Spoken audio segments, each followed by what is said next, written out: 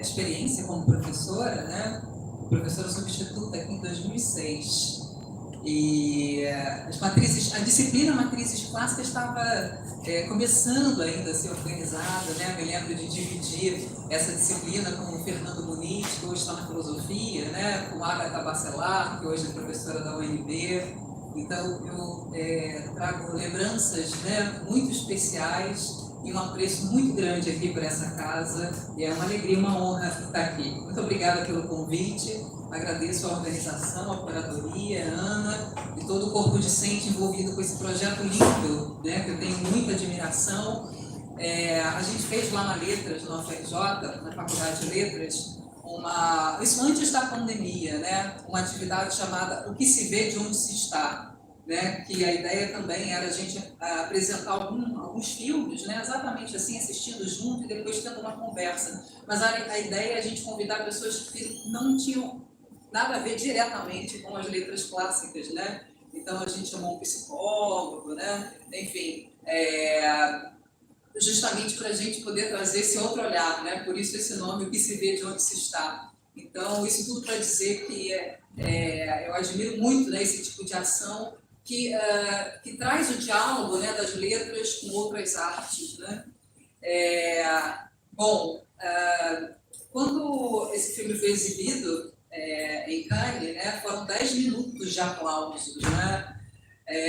Não é difícil a gente entender por quê, né? A gente é uma catarse, né? A gente fica muito impactada, né? Depois de assistir esse filme, né? A Renata falou que assistiu 6 vezes, eu perdi as contas, e toda vez que a gente assiste, a gente sente coisas novas, né? Porque o filme, ele mobiliza muito a gente, toca a gente em muitos lugares. Então, eu queria falar, assim, para você de alguns lugares, né? A partir de alguns lugares em que esse filme me tocou, né? A Renata fez uma apresentação, né, como eu disse, muito gentil, mas eu queria dizer que além, né, dessas coisas, desses espaços que eu ocupo, né, eu também sou uma mulher cis, bissexual, casada com a Renata há 21 anos, nasci em 23 de abril, taurina, com ascendente em touro. Isso explica muita coisa. Nasci em Nova Iguaçu, viva a Baixada Fluminense, né? E professora também de língua e literatura latina, né? Então, acho que é importante dizer essas coisas, né? Porque a gente está falando de um filme autoral. Então, eu queria dizer para vocês que eu estou aqui para fazer uma conversa, né? Não é uma análise do filme, é uma conversa sobre o filme, uma conversa que eu gostaria de convidar, né, todos, para que a gente possa falar juntos, né? E desses lugares que o filme nos toca, né? E eu escolhi essa imagem, né? É difícil a gente escolher, né? Que imagem eu vou escolher para ser a capa, o primeiro slide, né? Porque é um filme que tem muitos frames, né, bonitos, tanta coisa bonita, como escolher? Eu escolhi essa, né? Porque essa representação, né,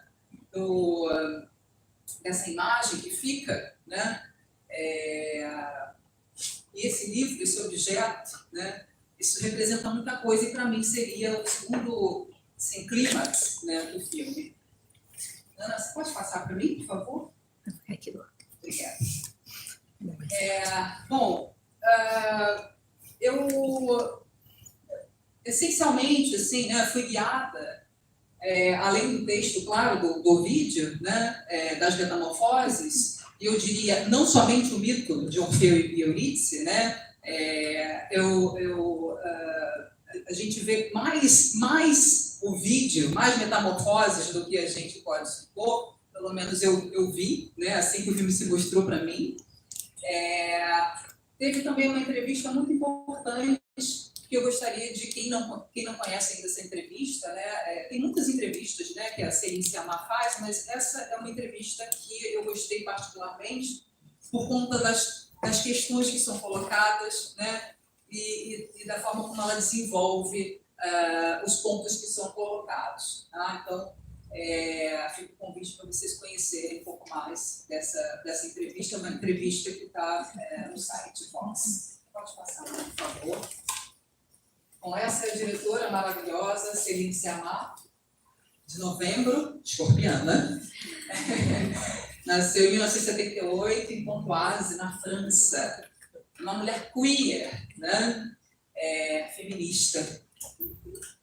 Cineasta, roteirista e figurinista, né? Ela assina, apesar dela não trazer muito essa identidade nos créditos, né? Mas ela também se ocupa, né, desse lugar em muitos de seus filmes. Vamos passar, por favor. Ela tem uma filmografia que a gente resume em cinco títulos, né? O primeiro foi desconfigurado ali. O primeiro é o Narciso de Piero, né? Que foi traduzido em português como Lírios d'Água.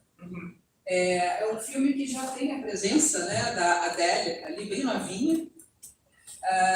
Tomboy, que eu acho que foi o primeiro, né, filme assim, mais né, onde internacionalmente a Céline Sciamma ficou conhecida, né?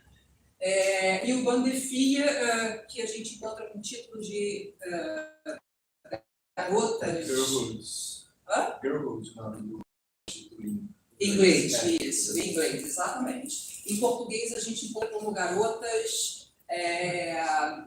Então, esses três filmes, você conseguiu, Ana, ver o ano 2014? Perfeito, 2014, obrigada, Ana. Então, eles são apresentados como uma espécie de trilogia em que a gente vai ver essa temática da juventude, da infância sendo apresentada nesses filmes, mas não, quer dizer, não é só uma juventude, né? Na verdade, falando das descobertas, né, dessas infâncias e dessas juventudes de uma maneira muito particular, né? Pode passar, Ana, por favor. A gente vai ter em 2019, né, o Portrait de la Jeune Fille en Feu, que é o filme que a gente assistiu hoje, e o filme mais recente da Céline é o Petite Maman, que, de novo, ela traz a questão da infância, né? A gente tem como protagonista uma criança, uma menininha, mas traz uma perspectiva diferente, né? Aquela perspectiva que a gente tem na trilogia, ela já não está presente aqui, na questão da autodescoberta, né? São outros temas que são trazidos. Pode passar, Ana, por favor. Bom, uma das primeiras coisas que me chamou a atenção, antes mesmo de ver o filme, é o título do filme, né? Quando a gente fala, né, um filme que se chama Retrato de uma Jovem em Chamas, não é um título para filme, não é? Normalmente, título de filme são títulos curtos, né? 2 palavras, uma expressão no máximo, mas aí a gente se depara com esse título grande, descritivo, né? E aí depois a gente vai entender por que tem, né? Porque, na verdade, é o título de uma obra, né? O filme, ele assume, né, o título de uma obra, e a gente descobre isso logo nos primeiros minutos do filme, né? Esse filme é um retrato feito por mulheres, sobre mulheres, né? E isso é algo muito importante e que vai dar muitos sentidos, né, para esse filme. O elenco, ele é majoritariamente feminino, a gente vê raríssimas presenças de homens, né? Eles aparecem ali no barco, né? No início, ali uns 5 homens mais ou menos conduzindo o barco, e depois, no final, né, aquele homem que vem buscar, que vai levar, né, a Marianne de volta e levar o quadro também. Então, essa é a participação masculina, e a equipe técnica é exclusivamente feminina, tá? E é muito importante a gente destacar isso, porque não é só um filme feito por uma mulher, entende? Uma concepção, né, feminina e feminista, né, que a gente enxerga e que assina esse filme. Pode passar, por favor. Bom, a gente tem essas 3 atrizes maravilhosas, né? Desconfigurou ali um pouquinho, o Bajir Rami faz parte da Luana. A primeira, né, atriz é a Noémie Merlan, a nossa Marianne, né? Depois a gente tem a Adèle Haenel, que infelizmente, né, anunciou neste ano a sua aposentadoria, né? infelizmente, porque é uma atriz incrível, muito jovem, mas que diante de uma pouca mobilização, né, diante de denúncias de assédio que ela própria fez, né, ela abre mão de continuar nessa profissão, né? Lembrando que foi a Adélia que no prêmio no Globo César, né? Ela se levanta, né, diante da homenagem que é feita, né, a Polanski. Então, ela sempre teve um posicionamento muito forte, né, diante do assédio, né, e ela própria foi vítima de assédio, ela própria fez essas denúncias, e diante então da frustração, né, que ela encontra por conta dessa indústria cinematográfica, ela decide, nesse ano, recentemente, esse anúncio veio no início desse ano, ela desiste da carreira de atriz. E Luana Bajirami, que é a Sophie, né?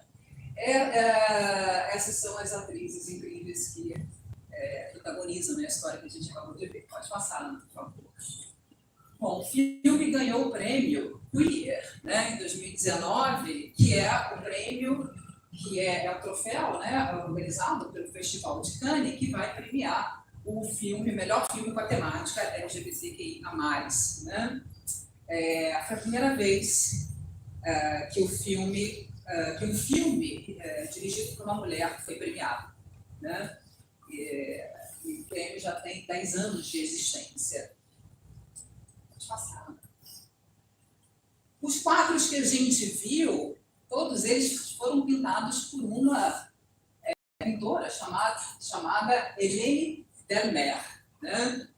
E não poderia deixar de mencioná-la aqui, diante da importância, né, do que significa a pintura para esse filme.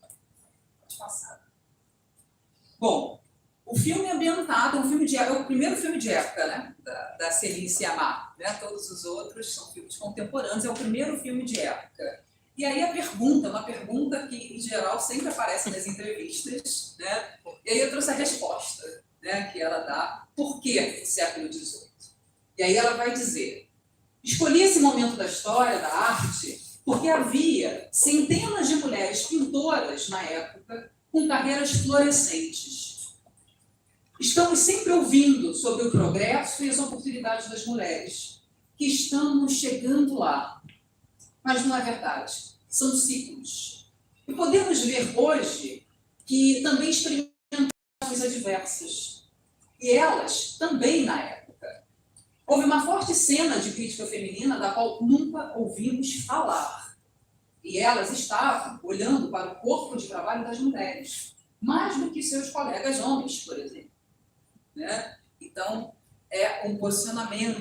Escolher o século XVIII também tem esse posicionamento político que ela resgata. Pode passar, por favor. Bom, o filme é sobre muitas coisas, né? Mas se a gente tivesse que elencar aqui um tema, a gente vai falar aqui sobre uma história de amor, né? Mas é uma história política de amor, né? É um filme político. Esse filme é um manifesto, sem dúvida, né? E aí ela vai dizer o seguinte: o filme é uma história de amor, mas também é sobre criar, é sobre criação. É por isso que decidi me afastar da dinâmica biográfica, que é sempre sobre esse retrato forte, de uma mulher forte, e acho que politicamente isso não é bom. É muito liberal. É sobre, você pode fazer isso nesse mundo difícil? E mulheres fortes? O que é forte? Eu queria inventar uma mulher para falar de todas as mulheres. E não ter essa dinâmica heróica. Não é sobre o corpo de trabalho dela. É sobre o trabalho de um artista, suas questões, suas dificuldades e seu sucesso dentro de um quadro. Não se trata de um destino. Isso foi muito importante para mim, mostrar alguém no trabalho.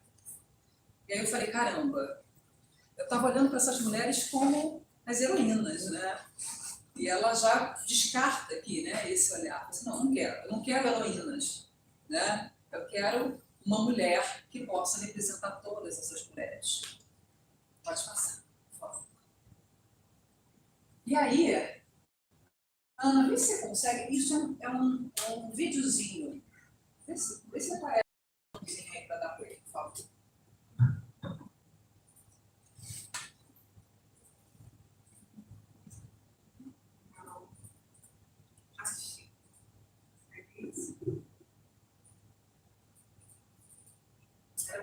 Apareceu um botãozinho embaixo mesmo.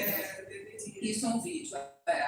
Que pena. Bom, vocês se lembram dessa cena logo no início? Sim, quando Quando ela chega a casa, né? Ela vai bater na porta e aí a Sofia abre. E aí vocês lembram do diálogo? Uma frase só que é dita pela Marianne. Je suis Marianne. Não tem um bonjour, não tem um ça va. Ela simplesmente diz, je suis Marianne. E aí a Sophie, sem dizer nada, com a velhinha na mão, vai na frente e a Marianne vai seguindo. E aí o vídeo mostrava justamente esse trecho. Pode passar, Ana, por favor. E aí eu fiquei pensando muito nessa frase, je suis Marianne. É a primeira frase que ela diz nesse flashback, né? Porque isso aqui é um flashback que a gente está vivendo, né? E ela tem, quando ela vê o quadro, ela vai voltar à história. E aí eu fui pensando nessa frase, né? Nesse je suis Marianne, nesse nome Marianne. Bom, eu me deparei com essa. O que significa Marianne para essa sociedade francesa? Né? Marianne nada mais é do que o grande símbolo, né, nacional. É um nome muito comum, né, no século XVIII.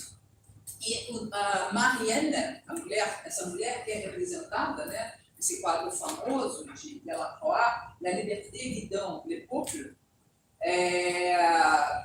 essa mulher é identificada como Marianne e ela representa, né, a representação, a personificação do povo. E a primeira alegoria da República Francesa. Essa imagem é usada, trouxe aqui um logo, né, da França, que a gente vê em todos os documentos oficiais, é a Marianne. Né? Então, de certa maneira, a gente pode entender, já que o desejo da Céline era fazer uma mulher que representasse todas, né, faz muito sentido ela nomear essa mulher, né, como Marianne, né, porque ela já existe, essa Marianne, já com essa concepção, né, de representar, de ser essa alegoria feminina. Mas é a Marianne da Céline Sciamma. Né? Pode passar, Ana, por favor. E aí, bom, ela diz pra gente a Céline que vai fazer uma mulher, mas na verdade ela faz muitas, né? Ainda que a Marianne seja essa mulher que representa muitas, né? A gente está diante de três mulheres, né? De muita potência, né? E que traz, cada uma delas, a sua jornada. E isso não tem como passar despercebido. Pode seguir.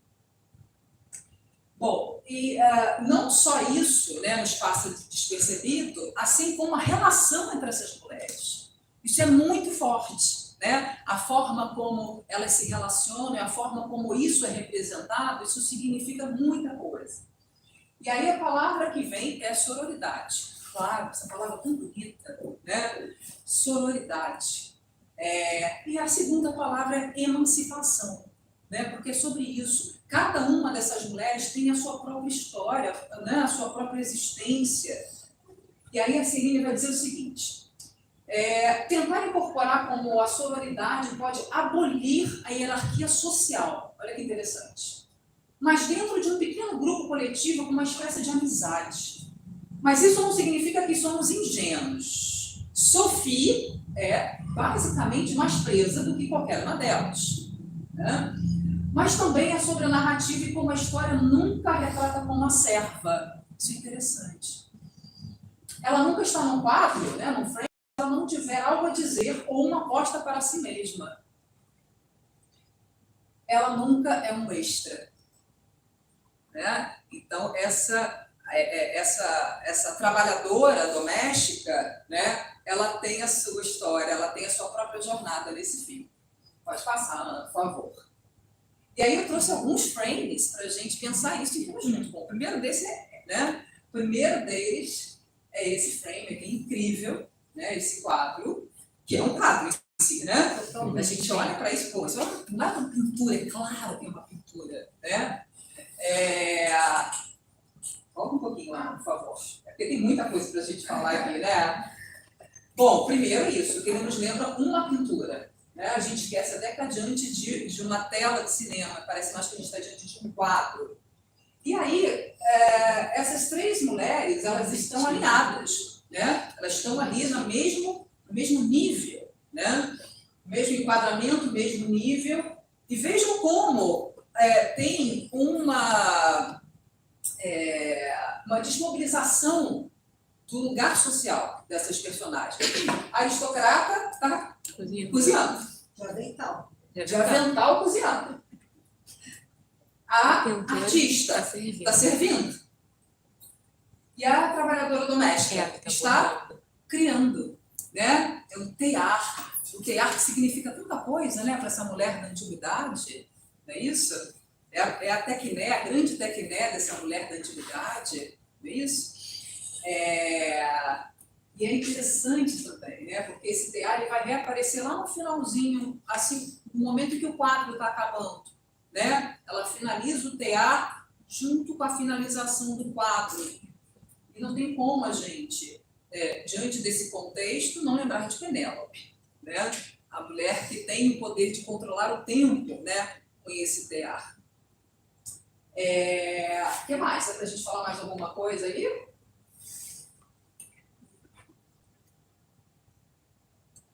Podemos passar para próximo frame.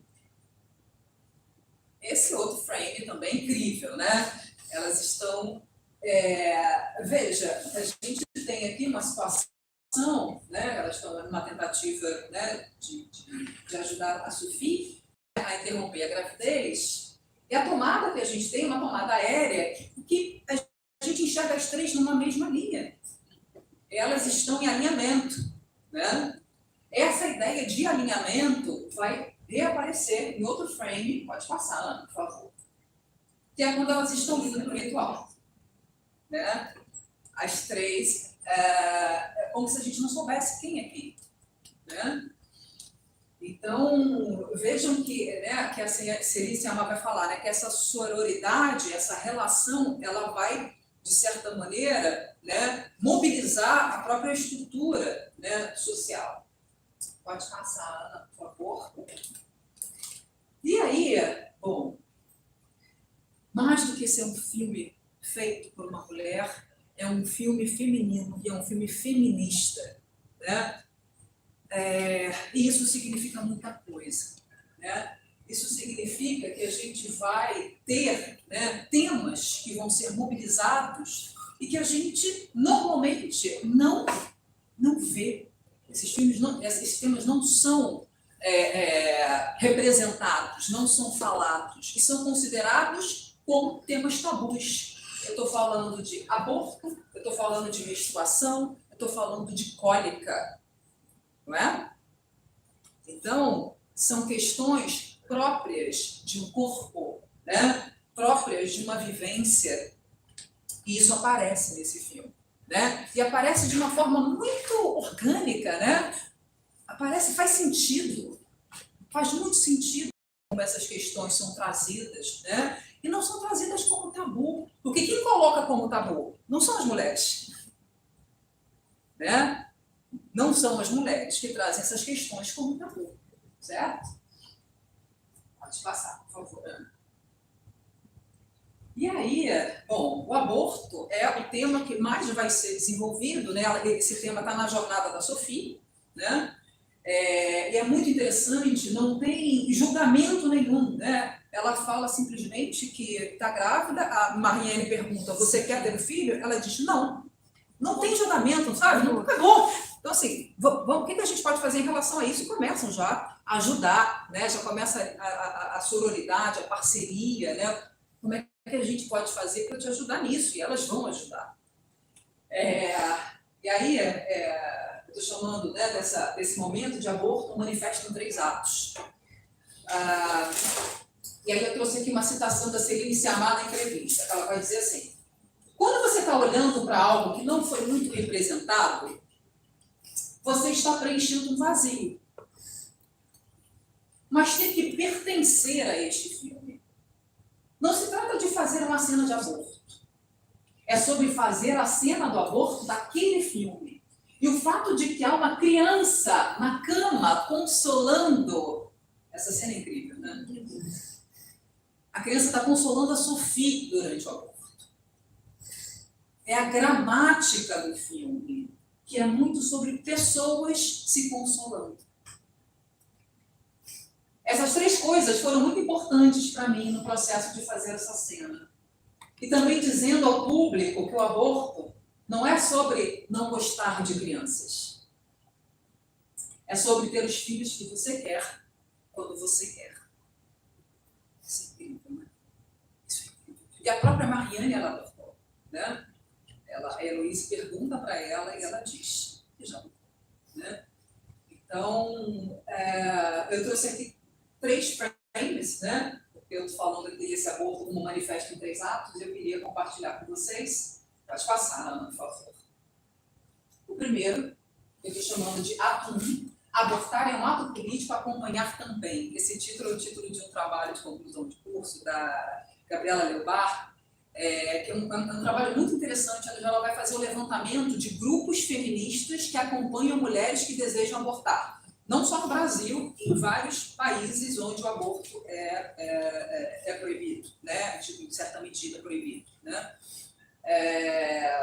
E aí eu adorei esse título, e aí eu peguei emprestado aqui para chamar esse ato 1 aqui, né? Porque eu não consegui pegar o frame, né? Mas só lembrando, ela não está sozinha. A Heloíse e a Marlene a acompanharam, elas estão ali acompanhando, né? Então, o aborto é um ato político e se acompanhar também, né? E a cena da criança consolando. Cátia, Sim, e nessa hora, a Mariane desvia o olhar e a outra fala, olha. É isso. Olha, e esse olhar é um convite para todo mundo, né? Olha aqui, né? Não desvia o olhar. Não desvia o olhar, né? É duro, né? É uma cena muito difícil, né? É algo muito difícil, né? Mas e é interessante que a própria Marianne, que tinha já feito o aborto, né? Ela própria não consegue ver. E é muito interessante. Pode passar para a próxima, Ana, por favor. O segundo ato, que eu estou chamando aí, pegando o emprestado, né, do Magritte, da Tradução des Images, que é o momento em que a Heloíse, ela vai convidar, né? Mas ela nem convida, isso inclusive eu li algumas críticas em relação a isso, ela não pergunta se a Sophie quer fazer. Ela pergunta, Sophie, você está acordada? A Sophie responde, estou. Ela vem aqui, levanta e vai dando as ordens, né? Então, eu li algumas críticas em relação a isso, né? Porque esse é um filme que fala muito sobre consentimento, né? O toque, o consentimento, o desejar, o permitir. E nesse momento não houve essa consulta, né? A Sophie, que estava num momento de muita fragilidade, tá?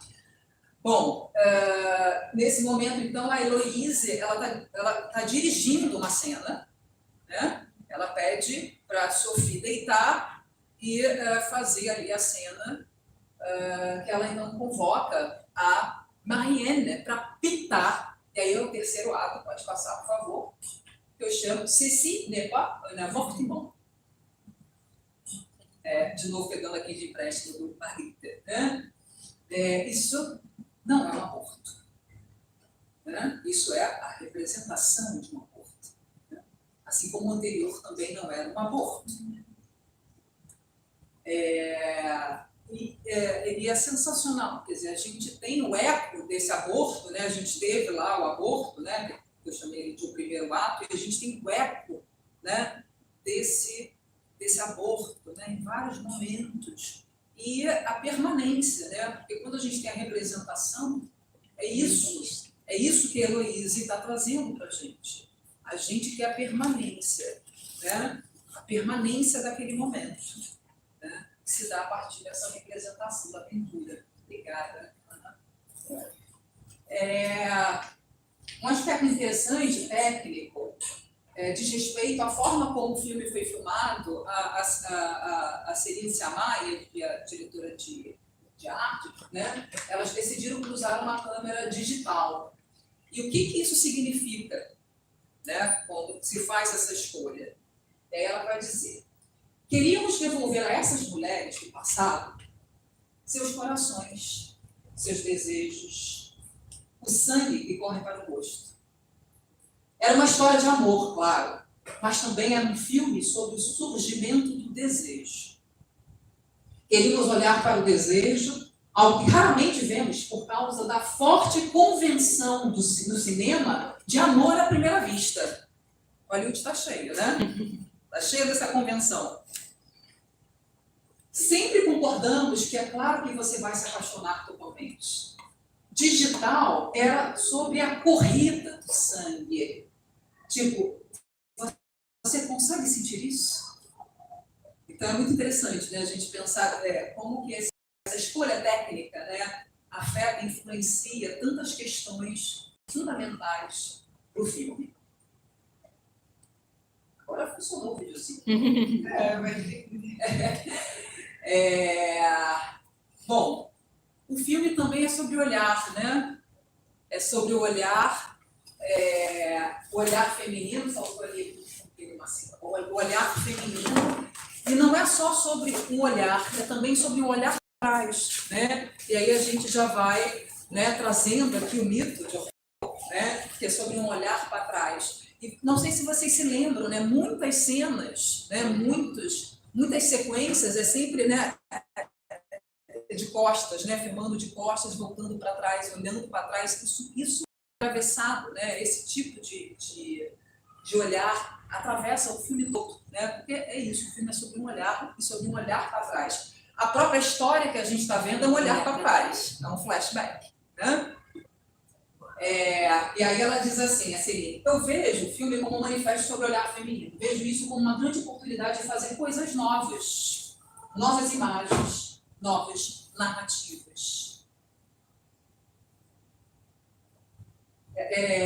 Vamos passar um pouquinho, por favor. Ana, obrigada. É interessante esse lenço, né? Porque isso dispõe um pouco do figurino, né? Eu lembro, né, em representações do século XVIII, esse lenço amarrado desse jeito na cabeça, né? E aí, a forma como esse lenço é amarrada e disposta no rosto, ela evidencia ainda mais o olhar, né? Que é o que fica à mostra. Então, é um recorte, né? Pode passar, Ana, por favor. Eu trouxe uns frames, assim, de olhares, né? Essa é a primeira vez que ela vai dar um sorriso, né? Que a Heloíse vai dar um sorriso. Essa cena, elas estão no piano. É a primeira vez que elas gostam de sorriso.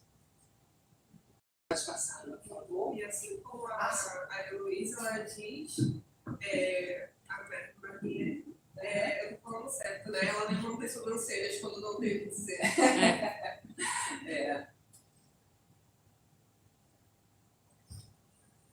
Essa sequência é incrível, né? Logo no início que elas estão... Oi? Elas ficam se olhando, aí quando uma está olhando para outra, elas desviam. É incrível. E a gente vê a igualdade, né? Quer dizer, elas têm a mesma altura, né? É muito interessante isso, né? Até porque como é que você faria uma cena como essa, né? Se não fossem duas atrizes do mesmo tamanho, né? Então, é muito interessante essa sequência de olhares. Mas a gente vê só o olhar da Heloíse, né? Muito provavelmente porque essa é a memória Da da Mariana. Mariana.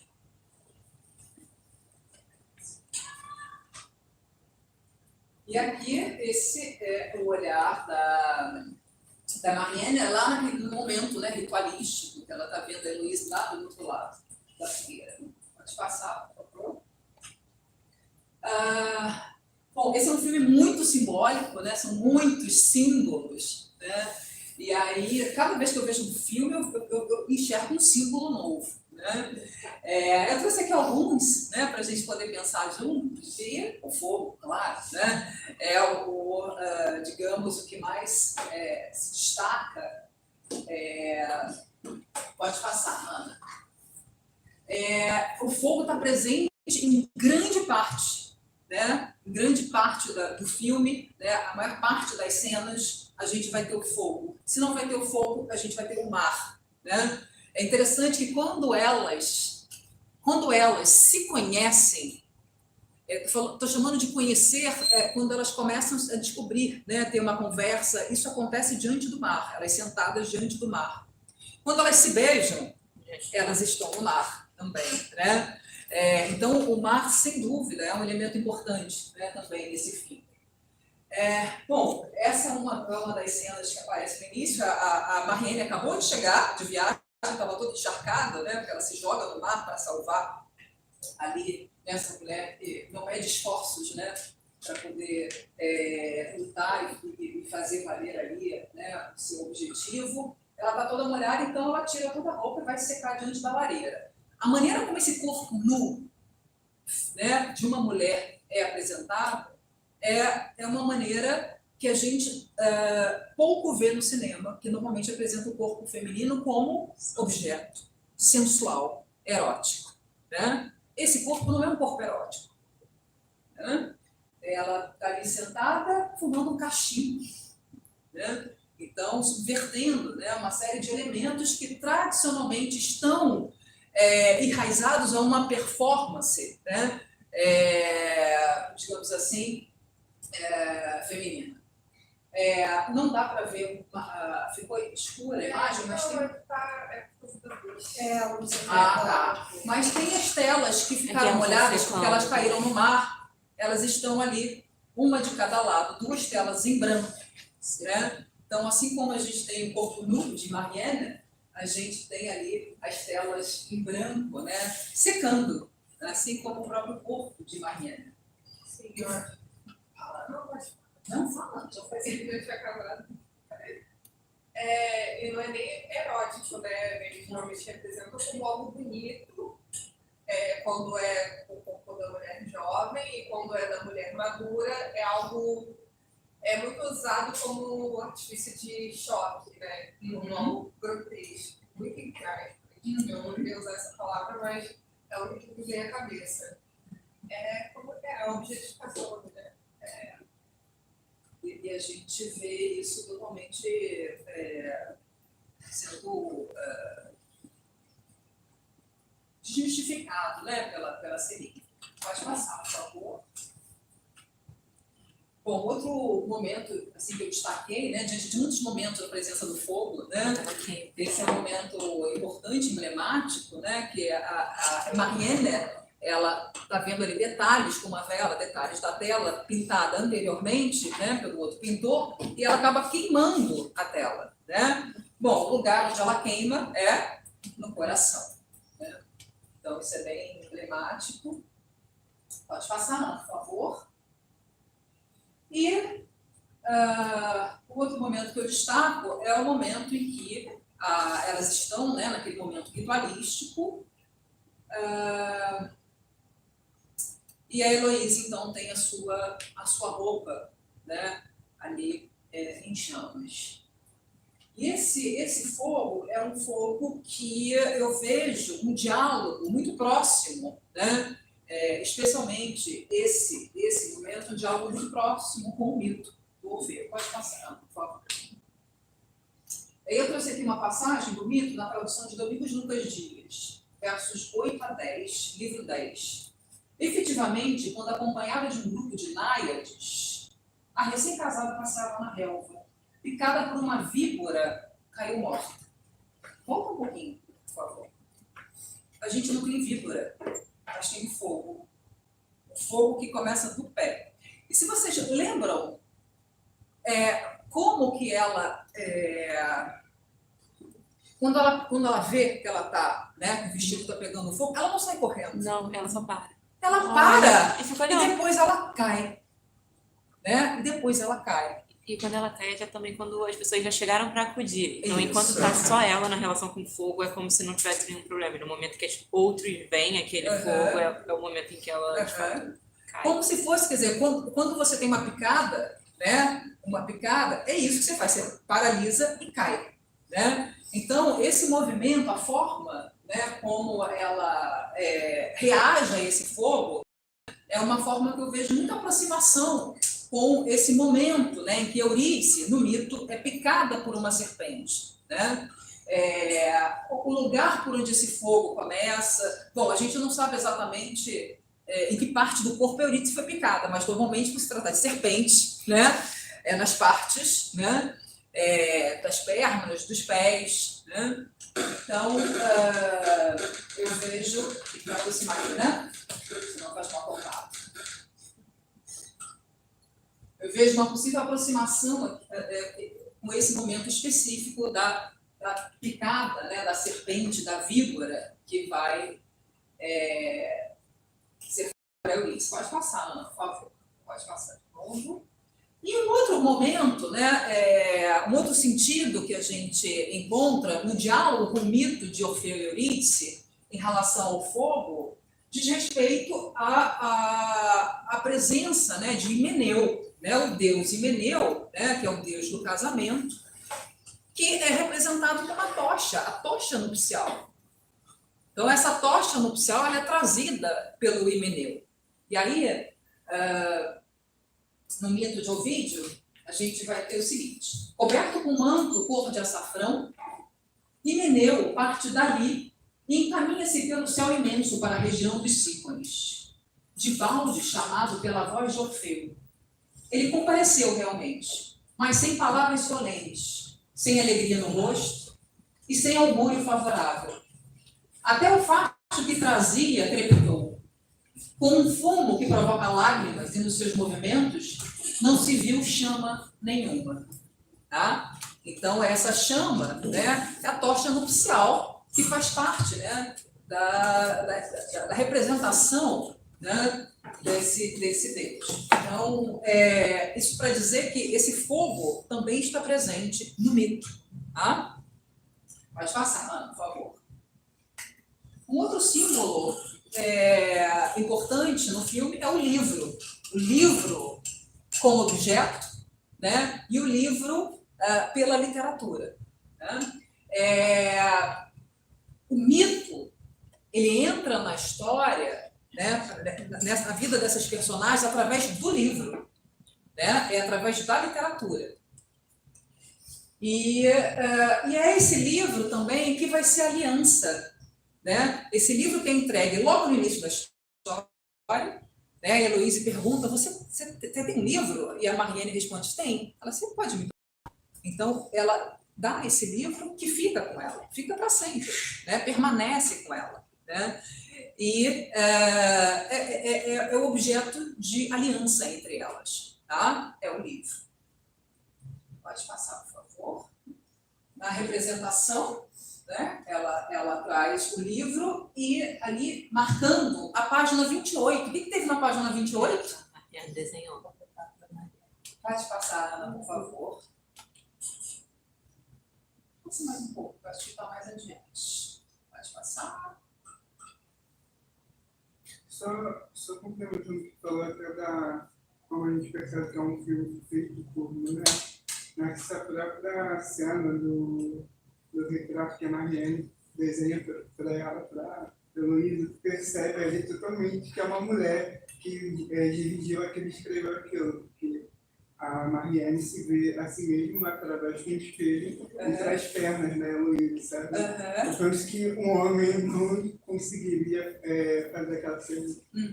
Não, o homem não conseguiria não objetificar aquela cena. Sim. Verdade. Pode passar, Ana, não sei onde é que... aí. Essa cena. Essa cena, né, que você está falando. Essa cena, quer dizer, ela está fazendo autorretrato nesse momento, né? Pode passar adiante, por favor. Aqui. E aqui está o autorretrato que ela faz. Vocês lembram como é que ela chegou à página 28? A Mariane pede para ela: Heloísa, escolhe uma página, diz um número. Aí ela fala 28. O que a gente tem na página 28? Dá para a gente ver ali, né, uma passagem de o vídeo, livro 10.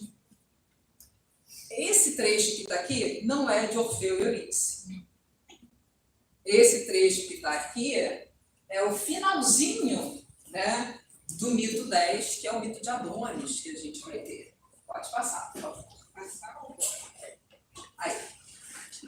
E aí o trechinho que está ali, eu trouxe a tradução, que diz assim: e não demorou mais de 1 hora até que do sangue nascesse uma flor, de cor igual às que a romanceira, que oculta a semente debaixo de flexível casca, costuma produzir.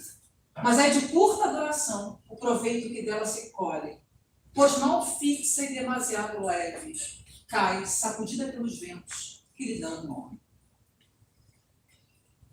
E aí a gente vai ter, pode passar, Ana, por favor, seguir. E aí a gente tem uma das poucas cenas em que a gente tem cores diferentes, né, do padrão vermelho, azul e verde. Né? Esse é um dos poucos momentos que a gente vê cor. E vocês lembram quando é que aparece? Na cozinha. Na cozinha, quando ela está Quando a começando a Sofia bordando. está fazendo, né, a Sofia está fazendo O o bordado. teatro, o bordado. E depois vai E aparecer aí vai ter um outro momento que o vaso vai aparecer. já com as flores já morrendo Pode no seguir. final. As flores mortas, né? Quando ela termina. Ela terminando, a Sofia está concluindo esse tear, né? O quadro está finalizado, e aí a gente tem essas flores murchas, essas flores mortas, né? E aí volta um pouquinho lá para o slide, por favor, Ana, esse daí, né? E aí fazendo uma leitura aqui, né, dessa curta duração, né, dessa flor que é leve, cai sacudida pelos ventos, né? Então, é isso, a perenidade da vida, né? Que aparece em vários momentos que a gente